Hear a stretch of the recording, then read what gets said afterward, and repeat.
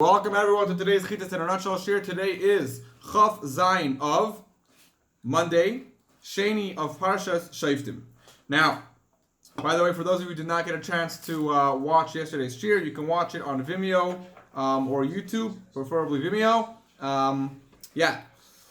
Ki Savai, the Chumash says when the Yidden are going to come to the land, which Hashem promised them, Hashem gave you the land of Eretz Yisrael, you're going to inherit it. And you're going to say, we also want a king, just like all the other nations which are around us, we also want to have a king.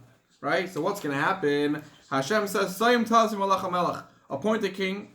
Hashem will choose the king. Right? Obviously, Shmuel was the first one who chose the king who he got Nevi'as from Hashem. So Hashem chooses the first king, and it has to be from your brethren, it has to be a Jew. You cannot have a goy that is upon you, right? It has to be only a Jew. But there are a few conditions. You can't just be anyone. This person is not allowed to have many horses. This way he does not lead the people back to Egypt, to Mitzrayim. Why Egypt? Why Mitzrayim? Because that's where horses come from, Rashi says. Right? Because if a person wants to get more horses, he's going to lead the Jews back to Egypt. And Hashem says, you should not go back on this path. So we are not allowed to have a king who will want to acquire many horses. He's also not allowed to have many wives. What's the limit? 18 wives. How do we know? Because David had 6 wives. And it says by David, and if what will happen, I will want to add upon you like this and like this. Meaning you have 6 plus like this and like this. So it's times 3 in total is 18. That's the most wives a king can have. And one more thing, Pasuk Yud Zayin, you're not allowed to, and the Pasuk Yud Zayin should not have a lot of gold and silver. Rather, how much should he have? Enough to feed his army.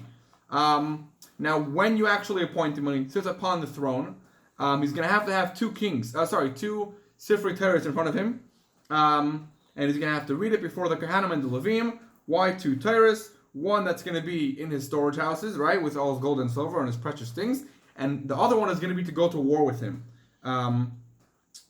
It should be the Torah will be with him all his days, and he should learn to fear Hashem and love Hashem and follow all the ways of the Torah.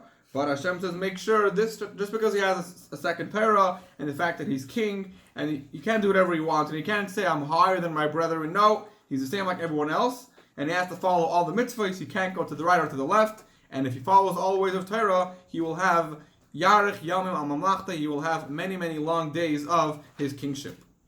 Moving on to today's Tanya.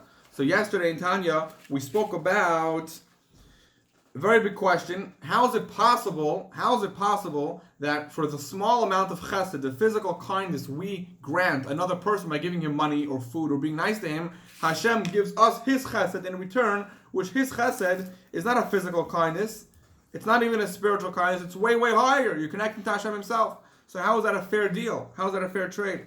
So today we're going to explain why it actually makes sense that the chayes we get back, the chesed we get back from Hashem, is much higher than the chesed we actually do to get that chesed from Hashem.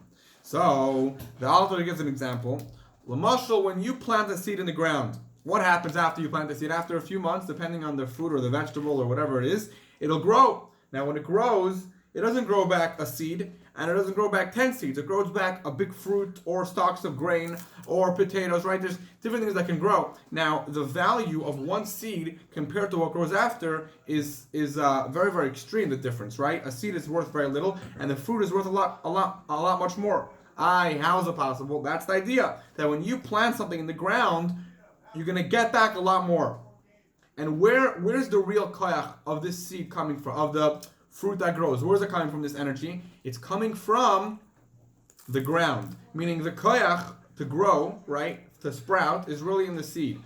But if you have this seed sitting on your table, on your living room table for 10 years, nothing will grow. Only when you put it in the ground and the koyach, the energy that's inside this seed comes out, the poil, it actually physically comes out. The ground is the one that reveals that potential, right? Then you're going to have a fruit that grows. So too by us, when we do kindness, that's our way of planting those seeds in the physical ground. Doing physical kindness is our way of doing that initial planting that eventually grows and comes back. The Isrusa de Le'ela, right? Hashem's awakening, Hashem's arousing, which will cause Hashem to bestow upon us all the kindness that He gives us. Shkoyach for joining today's Chitas in a nutshell.